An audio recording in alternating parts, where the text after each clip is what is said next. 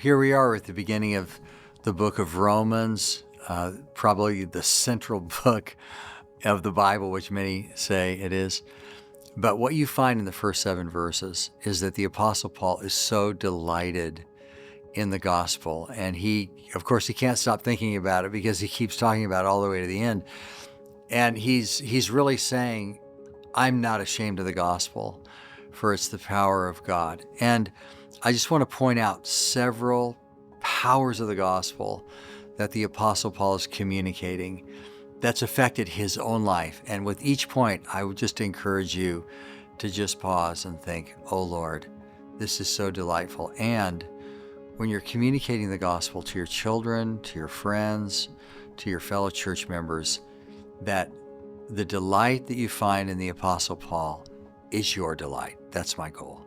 So the first thing that he talks about in verse 1 is just the transforming power of the gospel. The gospel is so beautiful, it's so compelling, it's so powerful that he wanted to become a slave of Jesus Christ. He calls himself Paul, a bondservant of Jesus Christ. And then he talks about the call of the gospel. He was called an apostle. He didn't call himself. He didn't look within himself. He looked outside and God was calling him. What a beautiful thing that is, to know that your salvation is not dependent upon you, but it's upon the call of God that you hear and then you follow. And then he talks about the separation of the gospel. And he was severed really from his old life. He was separated to the gospel, giving his whole life to the gospel. This is how delightful it was. And as you think about this, for your own life, think of what a blessing it is to be severed from your old life and to have a new life.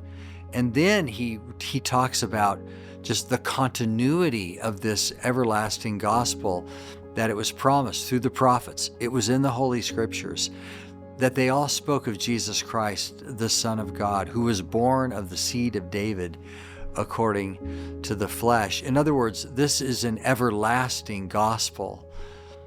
Rejoice in this everlasting gospel. And then he speaks of the power of the resurrection, that Jesus Christ was declared to be the Son of God with the power of the resurrection from the dead. And of course, this is resurrection power, which means it's power that sets you free from the bondage, really even of your body. And he talks about the grace of the gospel, that through him we have received grace and apostleship for obedience to the faith among all the nations. In other words, this is a gospel that makes you want to obey, makes you want to follow the Lord, makes you want to stop your disobedience and to obey all the laws of God. So this is Paul's delight in the gospel of Jesus Christ.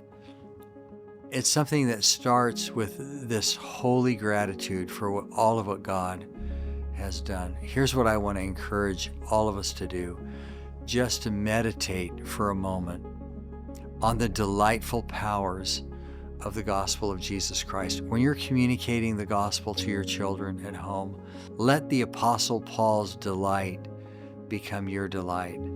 When you're talking to a friend or a church member, if you're a preacher, when you're preaching the gospel, your congregation should see the delight that there is in Jesus Christ, in the same way that the Apostle Paul experienced so much delight, where he would say, I'm not ashamed of the gospel. It's the power of God unto salvation. The grass withers, the flower fades, but the word of our God stands forever. Scripture Applied is a production of Church and Family Life. Visit churchandfamilylife.com for more resources.